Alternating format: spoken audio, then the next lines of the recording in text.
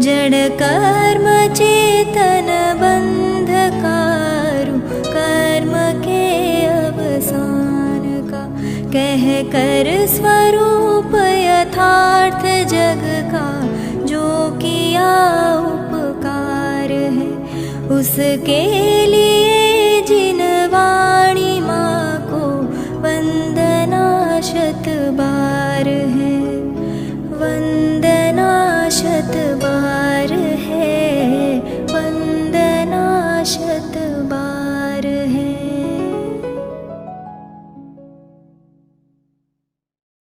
धर्मनस्तत्वं पश्यन्ति प्रत्यगात्मनः, अनेकान्तमयी मूर्तिर्नित्यमेव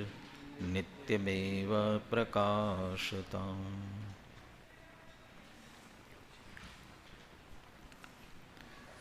आचार्य कुंद कुंद देव विरचित समय सार परमागम, आचार्य अमृत चंद्र कृत इसकी आत्मख्याति टीका। सर्वविशुद्ध ज्ञानाधिकार,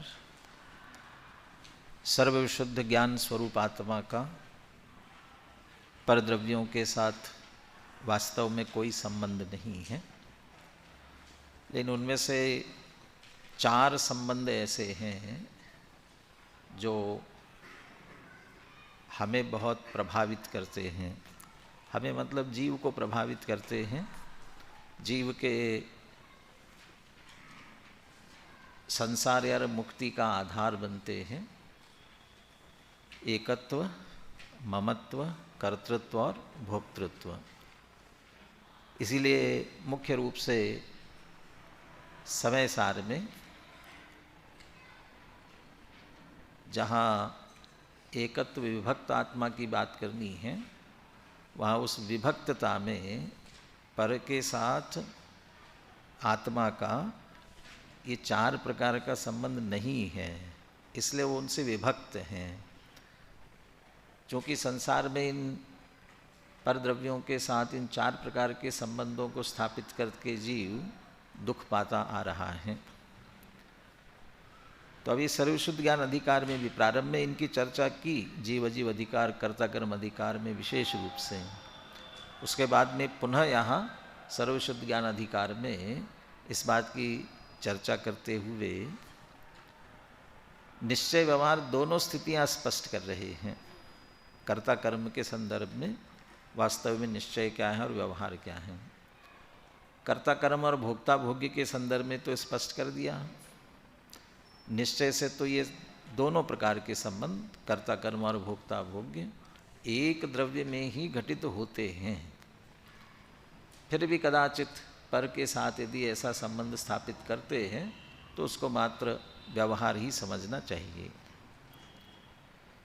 अब कहते हैं ये संबंध तो नहीं है, लेकिन चूंकि आत्मा ज्ञान दर्शन स्वभावी है तो वह पर को जानता है, देखता है, और वो चारित्र की अपेक्षा से पर के प्रति उपेक्षा भाव, चारित्र में निरपेक्ष रहता है ना पर से, और वो निरपेक्ष उपेक्षा भाव के लिए पर का त्याग करता है। जब जानने के स्वभाव वाला है तो पर के साथ ज्ञेय ज्ञायक संबंध, दर्शन है तो दृश्य दर्शक का, और चारित्र की दृष्टि से अपोह्य अपोहक, ये संबंध तो है कि नहीं, इसको स्वीकार करना चाहिए कि नहीं करना चाहिए। अब इस संदर्भ में भी निश्चय व्यवहार घटित कर रहे हैं। वो कर्ता कर्म पने में पर के साथ कर्ता बने ऐसा कोई स्वभाव नहीं है, पर का भोक्ता बने ऐसा कोई स्वभाव नहीं है। और एकत्व ममत्व की अपेक्षा बात करें तो स्वस्वामी संबंध वो भी पर के साथ स्वभाव से नहीं बनेगा, लेकिन ये ज्ञान दर्शन जो स्वभाव है ये तो स्वभाव है, तो पर के जानने का स्वभाव है, पर के देखने का स्वभाव है, और पर के प्रति उपेक्षा भाव जो उस नास्ति से जिसको हम चारित्र कहे, तो ये इसके स्वभाव में पड़ा हुआ है। पर के प्रति अपोहन करे यह, तो ये इसके जब स्वभाव में पड़ा है, अब ये स्वभाव है तो इस स्वभाव के साथ तो पर के साथ संबंध है कि नहीं है, इस संदर्भ में आप निश्चय व्यवहार की बात कर रहे हैं। और वह सेटिका कलई के उदाहरण के माध्यम से 10 गाथाओं में विस्तार से, मेरे ख्याल से 5 गाथा में निश्चय की बात और 5 गाथा में व्यवहार की बात की। हम 3 गुणों की बात कर रहे हैं, उसमें एक दर्शन में श्रद्धान वाला भी साथ में ले लिया गया है। टीका में फिर अमृतचंद्र आचार्य ने वो उसी बात को कलई पर भी घटित करते हुए और आत्मा के इन तीनों गुणों पर घटित करते हुए निश्चय और व्यवहार दोनों प्रकार के संबंधों की बात स्पष्ट रूप से की है। निश्चय में तो कलई किसकी है,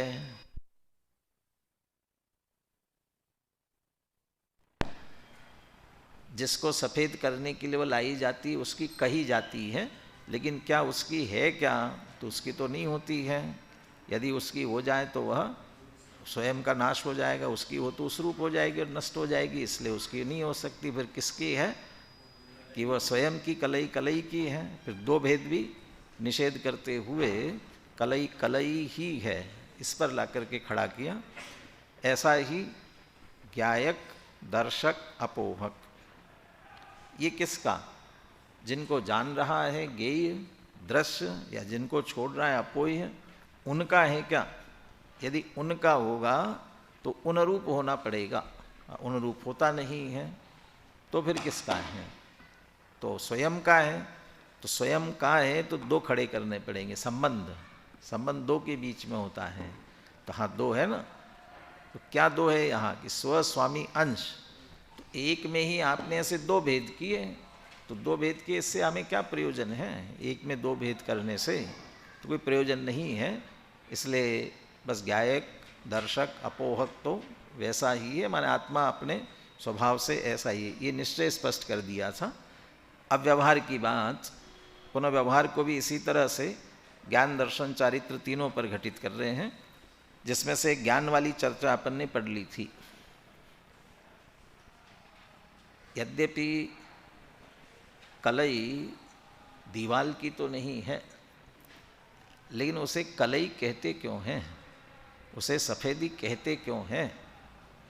उसे कलई या सफ़ेदी इसलिए कहते हैं क्योंकि वो दीवाल को सफ़ेद करती है, इसलिए उसे सफ़ेदी कहा जाता है। अब वो दीवाल को सफ़ेद करती है ना, अब ये कह रहे हैं कि हाँ दीवाल को सफ़ेद करती है, ये व्यवहार का कथन है। क्यों व्यवहार है? क्योंकि वो अपने स्वभाव में रहते हुए और दीवाल अपने स्वभाव में रहते हुए, कलई अपने स्वभाव को न छोड़ते हुए और दीवाल को अपने स्वभाव रूप परिणमित न करते हुए, और कलई ने दीवाल को सफ़ेद किया, ये दीवाल की कलई है, ये जो लोक व्यवहार में कहा जाता है, इसमें दोनों परस्पर निमित्त है। दीवाल, कलई ने दीवाल को सफ़ेद किया तो दीवाल की सफ़ेदी करने में कलई निमित्त है, और इस दीवाल को सफ़ेद करना, इसकी कलई कहाँ है? तो ये दीवाल की कलई, तो इसको दीवाल का कहा जा रहा है, ये दीवाल के निमित्त से। तो सफ़ेदी के निमित्त से कलई के निमित्त से दीवाल सफ़ेद हुई, और दीवाल के निमित्त से कलई उसकी है, ये कहा जाता है। ऐसा परस्पर दोनों तरफ निमित्त नैमित्तिक संबंध है। व्यवहार क्यों कह रहे? दीवाल, कलई ने दीवाल को सफ़ेद कर दिया ना, निश्चय तो तब कहते जब उस रूप हो जाती, लेकिन उस रूप न होते हुए अपने में रहते हुए, अपने स्वभाव में रहते हुए निमित्त नैमित्तिक संबंध की अपेक्षा सफ़ेद कर दिया, ये कहने में आ रहा है, इसलिए उसे व्यवहार कह रहे हैं।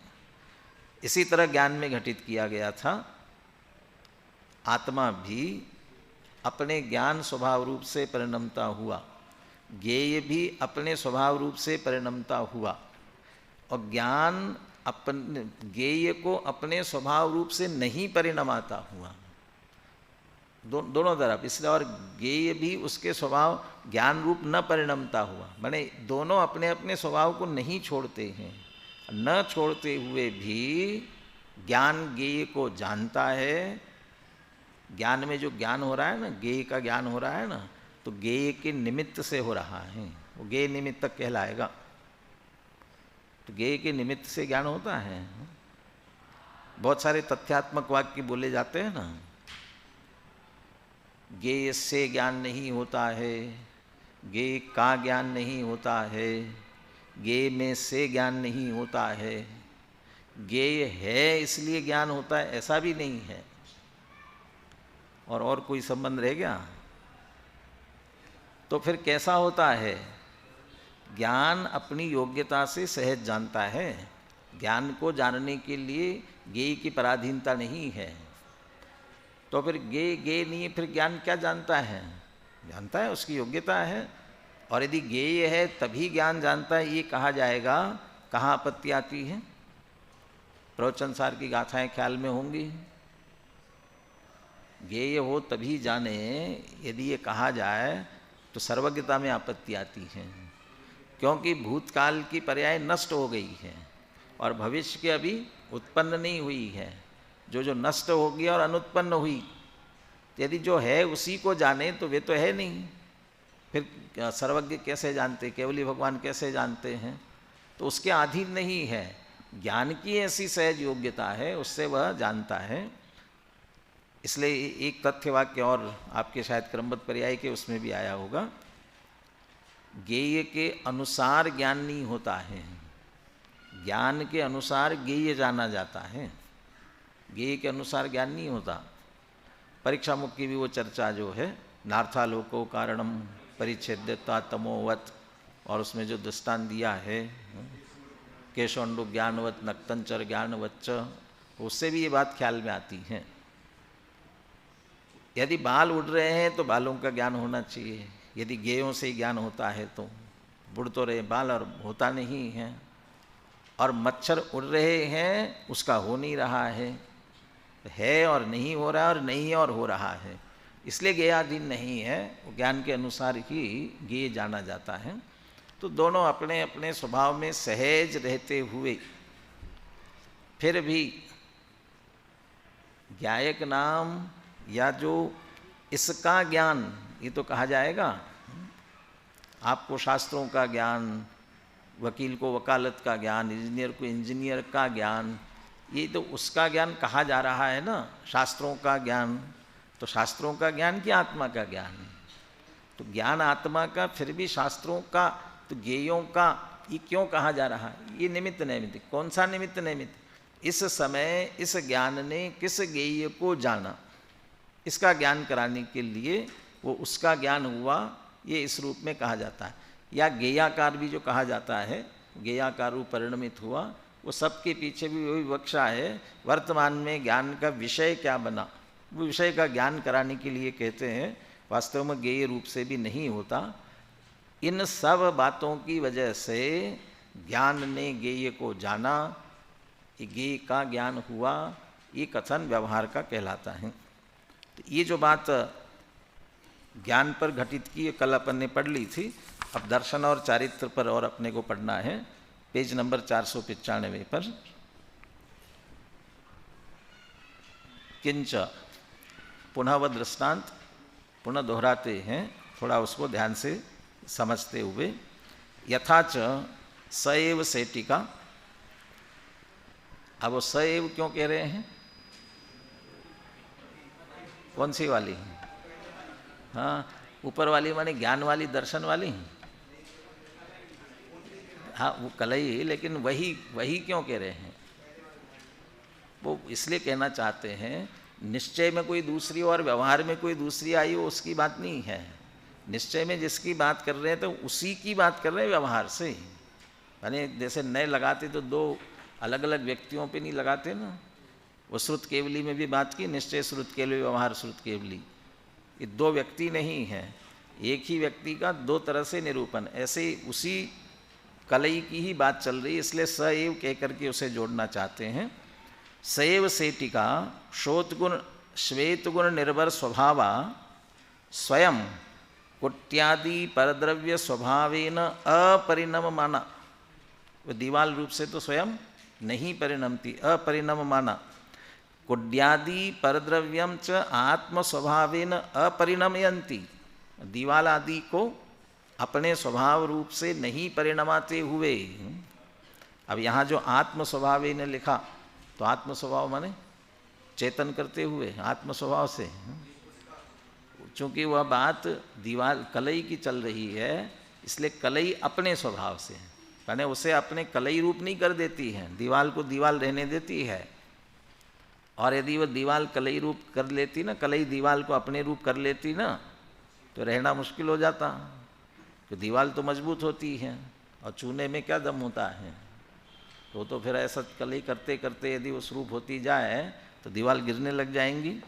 तो वह कलई स्वयं दीवाल रूप परिणमती नहीं है, न दीवाल को अपने स्वभाव रूप परिणमाती है। कुड्यादि परद्रव्य निमित्तकेन आत्मनः श्वेत गुण निर्भर स्वभावस्य परिणामेन उत्पद्यमाना। लेकिन उसमें जो सफ़ेदी पड़ी है ना, उसकी प्रकटता होनी है, व्यक्तता होनी है। क्या बढ़िया सफ़ेदी इसमें है, कैसे व्यक्त होगी?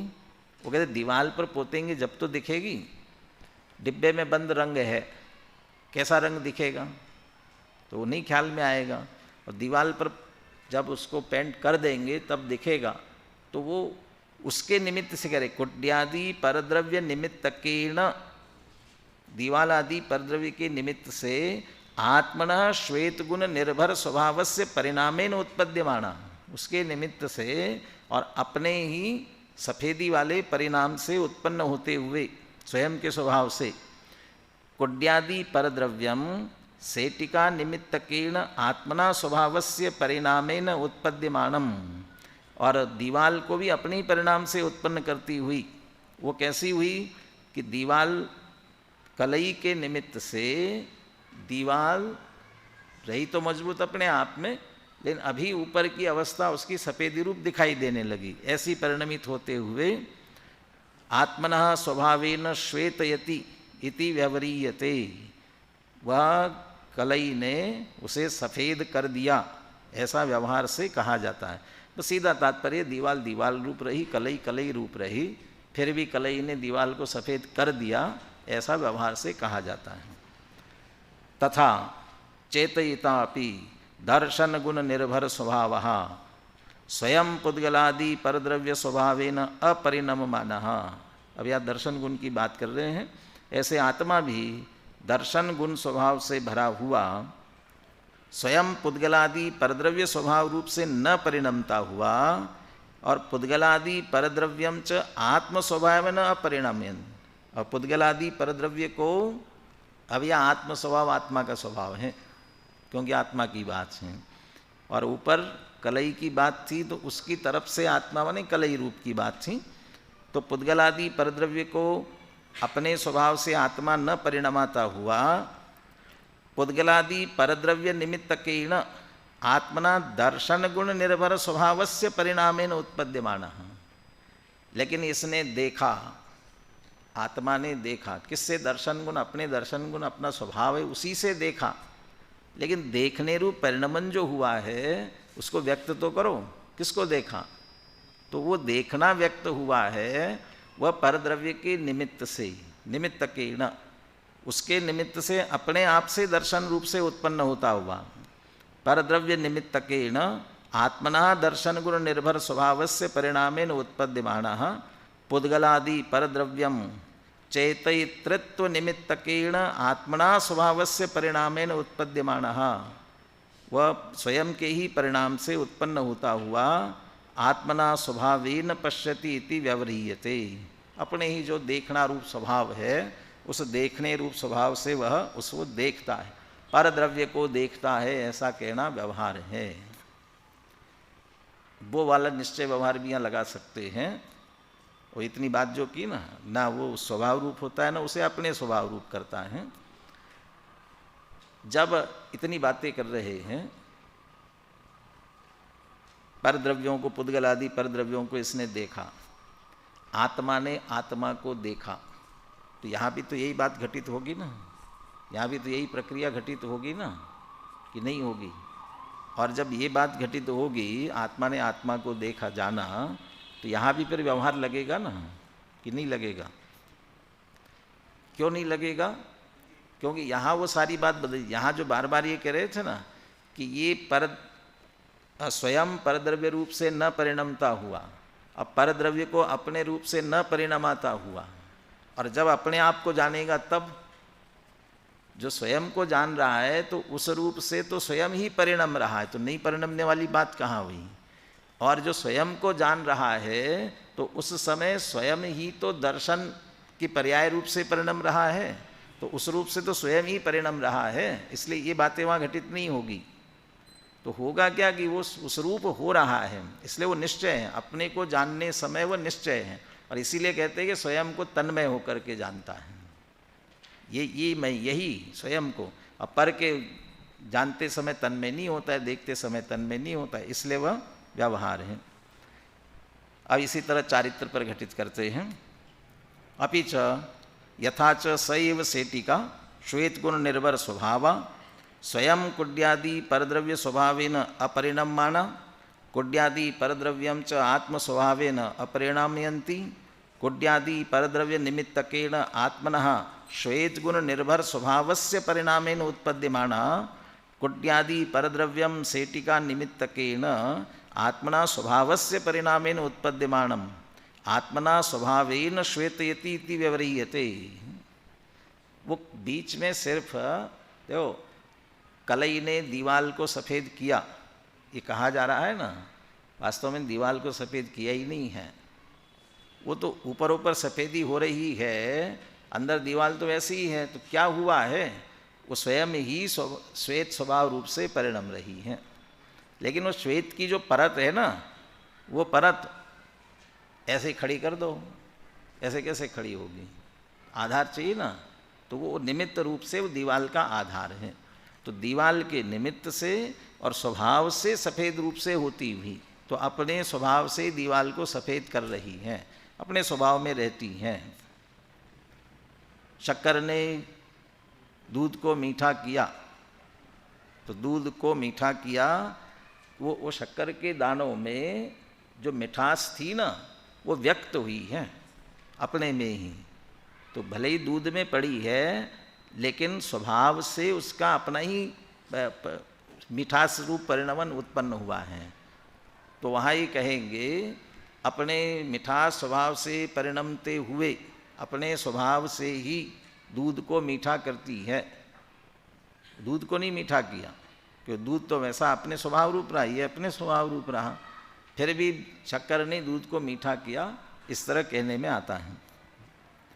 अपोहक वाला पढ़ रहे ना अंतिम, तथा चेतयिता अपि ज्ञान दर्शन गुण निर्भर पर अपोहनात्मक स्वभाव। कल बाद में कोई विद्यार्थी पूछ रहा था फिर से, भाई ज्ञान बाकी गुणों में और गुणों को नहीं जोड़ा, और अपोहन में ज्ञान दर्शन गुण निर्भर ये उसके साथ में क्यों जोड़ा, ज्ञान दर्शन की जरूरत क्या है उसे, अपोहनात्मक।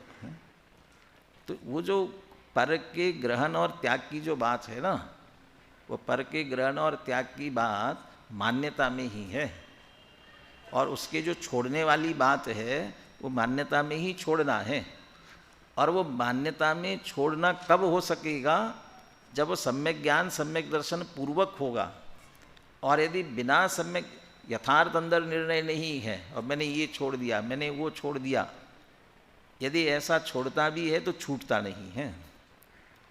टोडरमल जी ने जैसा लिखा, गृहस्थ पना छोड़कर मुनि धर्म अंगीकार कर, तो गृहस्थी छोड़कर नहीं लिख रहे हैं, गृहस्थ पना छोड़कर। गृहस्थी छोड़ दी और अंदर से गृहस्थ पना नहीं छूटा, तो वो तो कह रहा है मैंने छोड़ दिया मैंने छोड़ दिया। ये बाहर से तुमने छोड़ा जो है ना, तो वो वैसे पकड़ा भी था ही नहीं है, तुम्हारा हुआ भी नहीं था, वो तो छूटा ही था, भिन्न ही था। इतना ही था कि तुमने अपना जाना माना था और राग किया था। और अभी भी छोड़ने के बाद भी मैं इतना छोड़ कर के आया हूँ, मैं इतने का स्वामी था।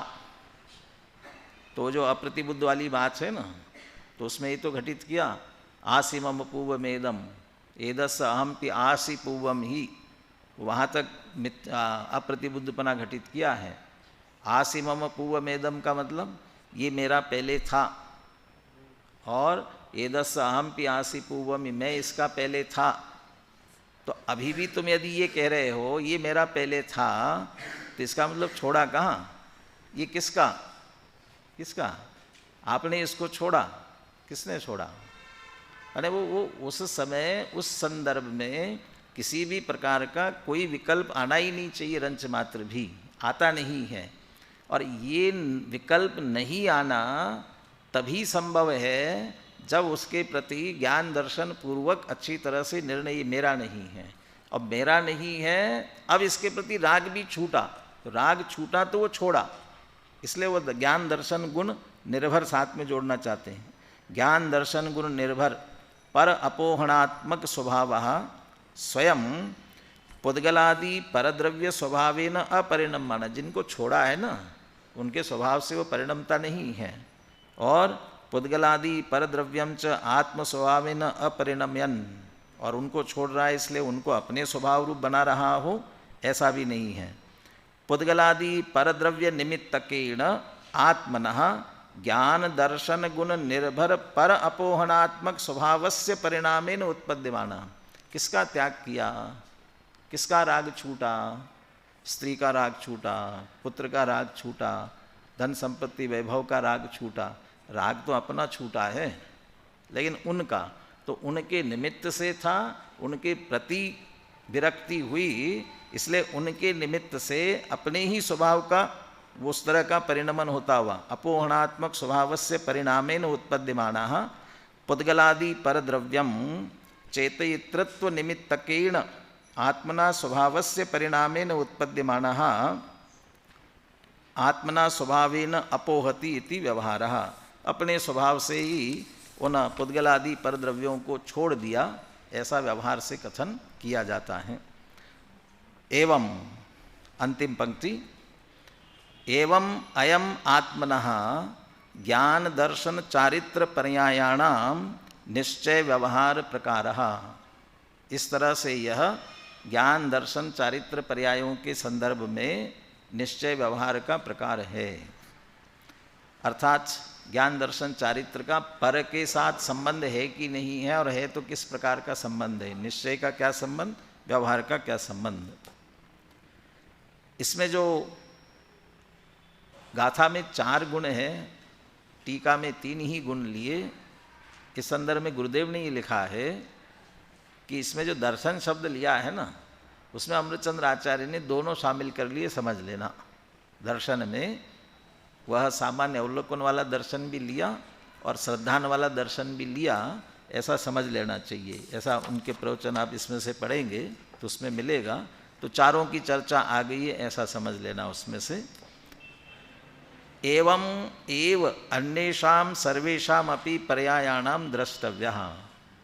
इसी तरह और पर्यायों के गुणों के संदर्भ में, गुण का तो संबंध सीधा होता नहीं है, गुण तो निष्क्रिय होते हैं। ज्ञान गुण का पर से संबंध नहीं होगा। ज्ञान जब जानने रूप परिणमेगा तब ज्ञेयों से संबंध आएगा, इसलिए पर्याय की बात करते हैं। तो जिस तरह इन 4 पर्यायों की बात की, उसी तरह अन्य पर्यायों के बारे में भी सोच लेना, समझ लेना। अब और पर्याय ख्याल में आती नहीं है। और कौन सा गुण है देखो जिसका संबंध पर के साथ होता हो? कोई ऐसा गुण आता है? वीर्य गुण, दूसरे में हम अपना सामर्थ्य चलाए, ताकत चलावे, प्रभावित करे। लेकिन वो वीर्य भी काम करेगा तो इनके साथ करेगा, अपने आप सीधा तो नहीं करेगा। और इसीलिए तो संसार और मोक्ष के लिए 3 ही तो प्रभावित करने वाले मुख्य रूप से श्रद्धा ज्ञान चारित्र वाले परिणमन ही है। और ज्ञान के साथ वो दर्शनोपयोग वाला दर्शन तो उसके साथ जुड़ा हुआ है। मोक्ष मार्ग में उसका कोई उपयोग नहीं होने से वहाँ चर्चा नहीं करते, इसलिए मुख्य रूप से इन्हीं गुणों की बात है। ऐसा ही समझ लेना कि आत्मा के किसी गुण किसी पर्याय का पर के साथ कोई संबंध होता ही नहीं है।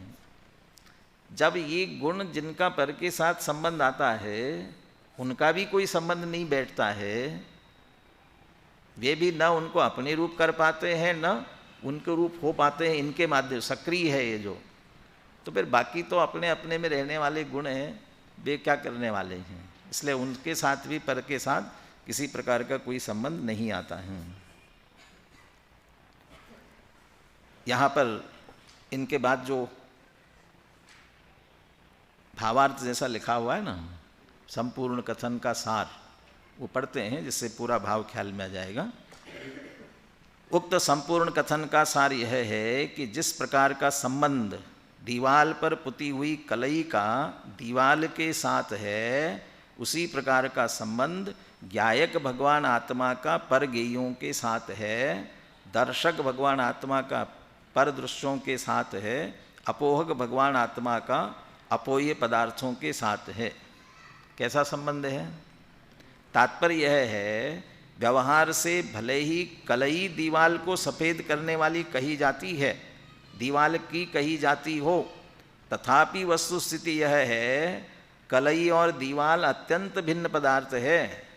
इस प्रकार कलई कलई की ही है, दीवाल दीवाल की ही है।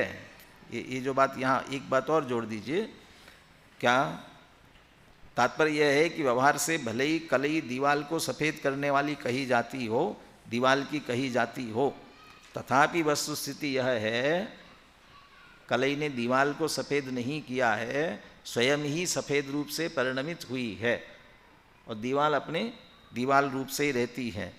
इसलिए दीवाल की कहना ये मात्र व्यवहार का ही कथन है। तथापि वस्तुस्थिति यह है कि कलई और दीवाल अत्यंत भिन्न पदार्थ है।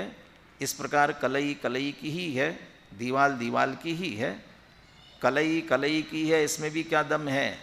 क्योंकि दो कलई तो है नहीं जिससे यह कहा जा सके कि यह कलई उस कलई की है।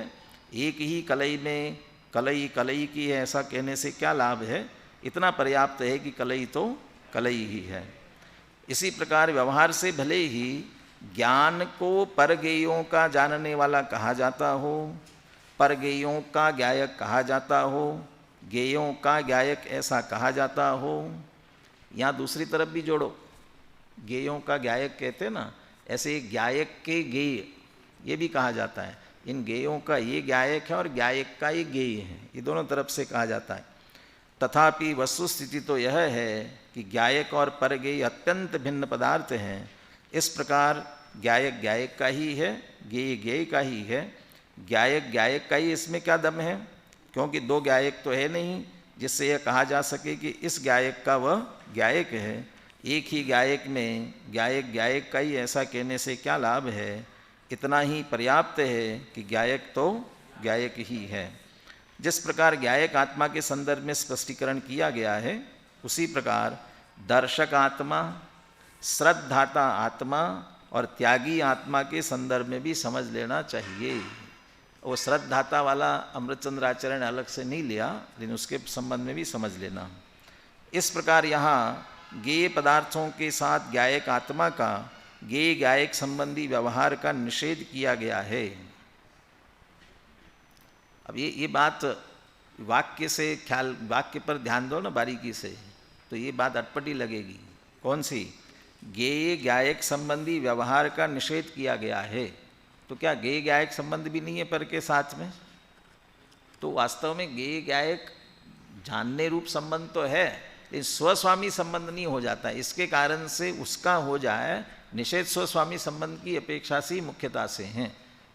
या फिर सीधा उसका कहने का यदि निश्चय लगाना चाहो तो फिर उस रूप होना पड़ेगा, और उस रूप होता नहीं है।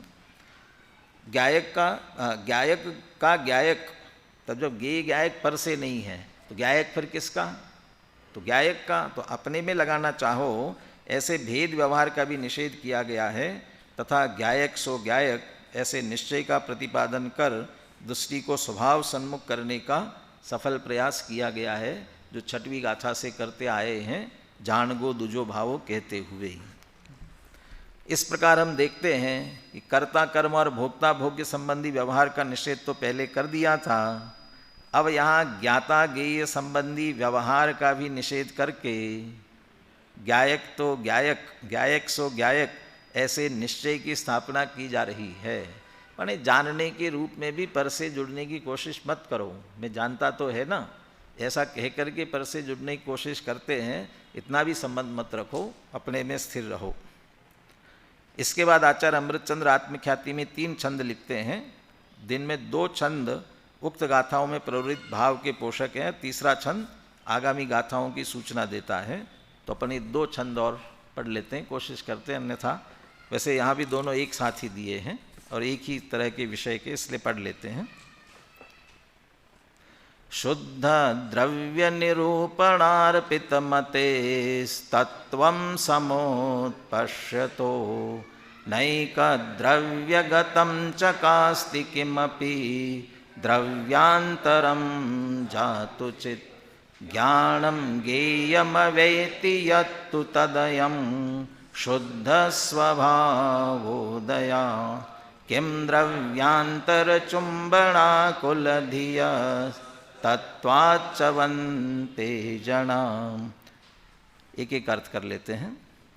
शुद्ध द्रव्य निरूपणार्पित मते है तत्वं समुत्पश्यता।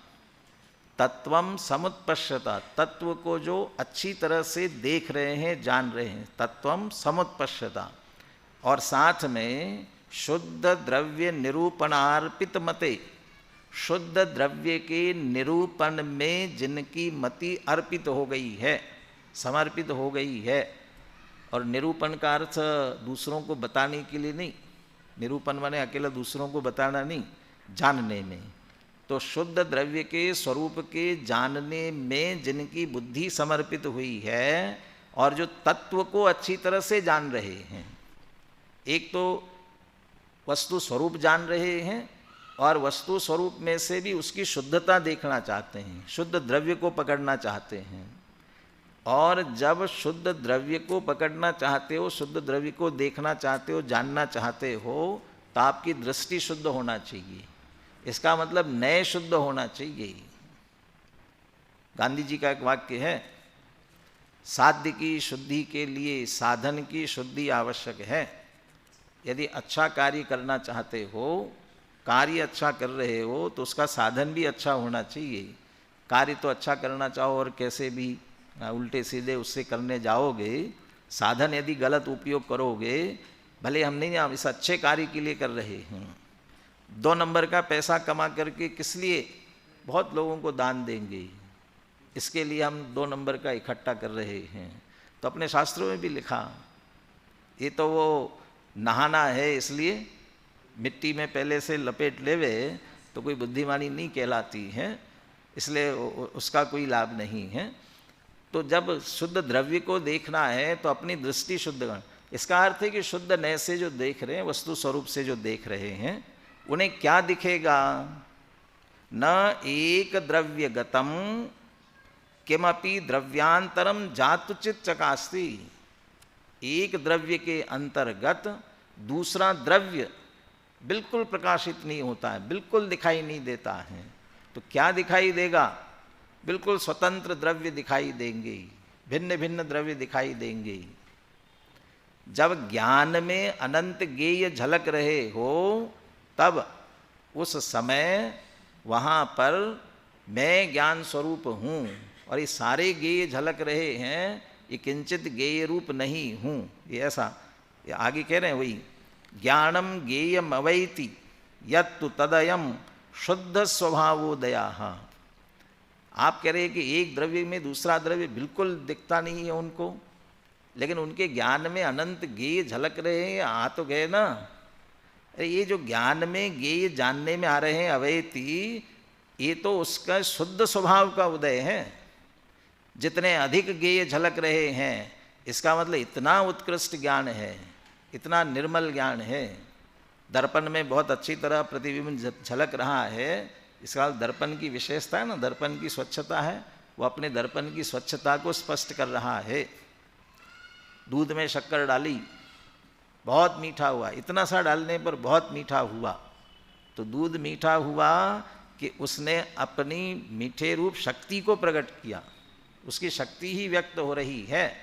ऐसे बहुत ज्ञेय जानने में आ रहे हैं, तो उसके शुद्ध स्वभाव का उदय है, उसकी विशेषता है, ये शुद्ध स्वभाव का ही उदय है। किम द्रव्यांतर चुंबनाकुल धिया तत्वाचमंते जना। जब ऐसी वस्तु स्थिति है, इतने ज्ञेय जानने में आने पर भी रंच मात्र ज्ञेय रूप होता नहीं है, एक द्रव्य दूसरे द्रव्य में प्रवेश नहीं करता, ये स्पष्ट है, फिर भी अन्य द्रव्य के स्पर्श करने की इच्छा पूर्वक अन्य द्रव्यांतर चुंबनाकुल धिया। और कैसा चुंबन करेगा, कैसा स्पर्श करेगा? ये मेरा है, मैं इसका करता हूँ, मैं इसका भोगता हूँ, ये इस तरह से जुड़ना चाह रहा है पर द्रव्य के साथ और आकुल व्याकुल हो रहा है। और ऐसा हो करके तत्वाच्चवंती जना, क्यों तत्व से च्युत हो रहे हैं, वस्तु स्वरूप से च्युत हो रहे हैं। वस्तु स्वरूप का तो कुछ बिगड़ने वाला नहीं है, स्वयं ही आकुल व्याकुल होकर के स्वयं का ही अहित करने वाले हैं। एक ही श्लोक का अर्थ पढ़ते हैं अपन। शुद्ध तत्व के निरूपण में लगी है बुद्धि जिसकी, और जो ज्ञानी जीव तत्व को अच्छी तरह जानता है। तत्व को जानता है मानेंगे, तत्व किसे कहते हैं? तस्य भावः तत्वम, जिसका जो भाव है, जिसका जो स्वभाव है, वस्तु का जैसा स्वरूप है उसे तत्व कहते हैं। उसको जो जानता है, अनुभवी है, उसे एक द्रव्य के भीतर कोई अन्य द्रव्य रहता है ऐसा कभी भी भासित नहीं होता। यदि ज्ञान ज्ञेय को जानता है तो वह ज्ञान के शुद्ध स्वभाव का उदय है, ज्ञेय का कुछ लेना देना नहीं है उसमें। ऐसा होने पर भी ज्ञान को अन्य द्रव्य के साथ स्पर्श होने की मान्यता से आकुल बुद्धि वाले कुछ लोग तत्व से च्युत क्यों होते हैं? माने ये बात आगे राग द्वेष की तरह बढ़ रही है। जब कोई संबंध नहीं है तो राग द्वेष क्यों करते हो? वो राग द्वेष वाली चर्चा अगली गाथाओं में आने वाली है। दूसरा भी कलश पढ़ लेते हैं। मंदाक्रांता शुद्ध स्वरस भवनात् किं स्वभावस्य शेषम अन्य द्रव्यम भवति यदि वा तस्य किं स्यात् स्वभावा ज्योत्स्ना रूपं स्नपयति भुवं नैव तस्यास्ति भूमि ज्ञानं ज्ञेयं कलयति सदा ज्ञेयमस्यास्ति नैव। शुद्ध द्रव्य स्वरस भवनात् किं स्वभावस्य शेषम अन्य द्रव्यम भवति। जो शुद्ध द्रव्य अपने ही निज रस से परिणमित हो रहा है, ऐसे निज रूप से परिणमित होते हुए उसके स्वभाव का अन्य द्रव्य किम भवति, क्या वो दूसरा जो द्रव्य है वो उसका होता है। वा तस्य किम स्यात् स्वभावः, या ये उसके स्वभाव का हो जाता है।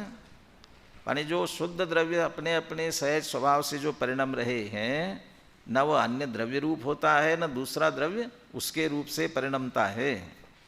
उदाहरण दे रहे हैं, ज्योत्स्ना रूपम स्नपयति भुवम नैव तस्यास्ति भूमि। ज्योत्स्ना रूपम, जो चांदनी है, चंद्रमा की चांदनी, वह भुवम स्नपयति, सारे भूमि को प्रकाशित करती है, सारे भूमि पर पड़ रही है। नैव तस्यास्ति भूमि, तो चूंकि वो भूमि को प्रकाशित कर रही है, उसकी भूमि वो प्रकाश है, तो क्या वह भूमि चांदनी की हो जाती है क्या? बिल्कुल भी नहीं होती है। ज्ञानम ज्ञेयम कलयति सदा ज्ञेयमस्यास्ति नैव। ज्ञानम ज्ञेयम कलयति सदा, ज्ञान का तो स्वभाव है ज्ञेयों को कलयति, जानने का। तो ज्ञान ज्ञेयों को जानता है, सदा जानता है, परंतु ज्ञेयम अस्य अस्ति नैव, नैव अस्ति, लेकिन ज्ञेय इसका कभी भी होता नहीं है। चांदनी भले ही उसको प्रकाशित करे, लेकिन वह पृथ्वी जमीन चांदनी की नहीं होती है। ऐसे ज्ञेय पदार्थ भी ज्ञान के नहीं होते हैं। ये जो है ना, एक कोई भजन है, दौलत राम जी का भजन है, उस भजन की पंक्ति दी है 374 पेज पर, देखिए अनुशीलन में। और ये जो भजन पूरा है ना, इस भजन में आगे का विषय भी आया हुआ है। जब अगला विषय हो जाएगा तो एक आध बार ये भजन निकलवा के पढ़वाएंगे आपसे। भूमि न होत चांदनी की ज्यों, त्यो नहीं धनी ज्ञेय को ज्ञानी। इसका भाव लेकर के उन्होंने उस भजन में लिखा हुआ है। तो पहले के विद्वान जो थे ये स्वाध्याय करते थे, और जब ऐसे पद्य लिखते थे तो सहज ही उनके पद्यों में ये बात आ जाती थी। वो संत निरंतर चिंतत ऐसे आत्म रूप अबाधित ज्ञानी, उसमें भी बहुत सारा विषय समय सार का आया हुआ है। ध्यान से पढ़ेंगे तो आपको दिखेगा। तो भूमि न हो तो चांदनी की जो, भले ही चांदनी भूमि को ज्योत्स्ना रूपम स्नपयति भुवम, है ना, तब भी नैव तस्यास्ति भूमि, वो भूमि उसकी नहीं होती। उसी तरह त्यो नहीं धनी गेय को ज्ञानी, गेय का धनी ज्ञानी नहीं होता है, गेय उसका होता नहीं है। गेयम अस्य नास्ति एव अस्ति नैव। श्लोकार्थ पढ़ते फिर दोनों श्लोकार्थ पद्यानुवाद दोहराते हैं। शुद्ध नय का निज रूप से परिणमन होता है, अर्थात आत्मा का ज्ञानादि स्वभाव रूप परिणमन होता है। इस कारण क्या कोई अन्य द्रव्य उस ज्ञानादि स्वभाव का हो सकता है, अथवा क्या वो ज्ञानादि स्वभाव किसी अन्य द्रव्य का हो सकता है? नहीं, कदापि नहीं, क्योंकि परमार्थ से तो एक द्रव्य का अन्य द्रव्य के साथ कोई संबंध ही नहीं है। ये मूल श्लोक में लिखा नहीं है, उसमें से भाव निकलता है, हो नहीं सकता। इसलिए यद्यपि चांदनी का रूप पृथ्वी को उज्ज्वल करता है, तथापि पृथ्वी चांदनी की तो हो नहीं जाती। उसी प्रकार यद्यपि ज्ञान गेय को जानता है, तथापि गेय ज्ञान का तो नहीं हो जाता। बोलिए दोनों कलश और पद्यानुवाद बोलिए। शुद्ध द्रव्य निरूपणार्पित मते तत्वं समुत्पश्यतो नैक द्रव्यगतं च कास्ति किमपि द्रव्यांतरं जातु चेत् ज्ञानं ज्ञेयमवैति यत्तु तदयं शुद्धस्वभावोदयः किं द्रव्यान्तरचुम्बनाकुलधियस्तत्त्वाच्यवन्ते जनः शुद्धद्रव्यस्वरसभवनात् किं स्वभावस्य शेष मन्यद्रव्यं भवति यदि तस्य किं स्यात् स्वभावः ज्योत्स्नारूपं स्नपयति भुवं नैव तस्यास्ति भूमि ज्ञानं ज्ञेयं कलयति सदा ज्ञेयमस्यास्ति नैव। एक द्रव्य में अन्य द्रव्य रहता हो ऐसा भासित कभी नहीं होता है ज्ञानी जनों को। शुद्ध भाव का उदय ज्ञेय का ज्ञान न जाने, फिर भी क्यों अज्ञानी जन आकुल होते हैं। शुद्ध द्रव्य का निज रस रूप परिणमन होता, वह पर रूप या पर उस रूप नहीं हो सकते। अरे चांदनी की जो भूमि नहीं हो सकती, त्यों ही कभी नहीं हो सकते ज्ञेय ज्ञान के। 215वें नंबर के पद्यानुवाद में दूसरी पंक्ति तीसरी पंक्ति।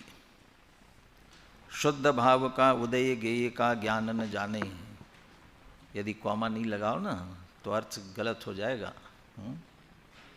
ये कॉमा करके ये बात इधर पूरी हो जाती है, और न जाने कहाँ जुड़ेगा? न जाने नीचे वाले के साथ जुड़ेगा। न जाने फिर भी क्यों अज्ञानी जन आकुल होते हैं। और इधर ये है शुद्ध भाव का उदय ज्ञेय का ज्ञान। तो ज्ञेय का ज्ञान, ज्ञेयों का ज्ञान हो रहा है, इसलिए ज्ञान अशुद्ध नहीं हो जाता, बल्कि उसके शुद्ध स्वभाव है उसका, इसलिए सहज स्वभाव का वह उदय है। और अंत में त्यों ही कभी नहीं हो सकते ज्ञेय ज्ञान के। ज्ञेय ज्ञान के अर्थात अपने कभी नहीं हो सकते। जितने पर पदार्थों को हम अपना जानते हैं वह वास्तव में ज्ञान के ज्ञेय ही होते हैं, अपने ज्ञेय होते। जो दूसरे हैं वो तो हमारे ज्ञेय है ही, लेकिन जो अपने स्वामित्व के हैं ना वो भी हमारे ज्ञेय ही। हम सिर्फ ज्ञान का ही विषय बना सकते हैं, हमारे होते नहीं हैं कभी भी। और फिर भी हम अपना जानते अपना मानते हैं, ये भूल है। ऐसी एकत्व बुद्धि को निकालने के लिए इतनी गहराई से ये बात कहना चाहते हैं।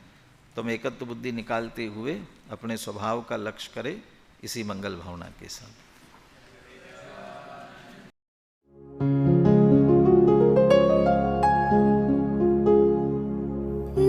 निधि निज में बताए, यह अनंत उपकार है उसके लिए जिन वाणी माँ को वंदना शत बार है, वंदना शत बार है, वंदना शत बार है।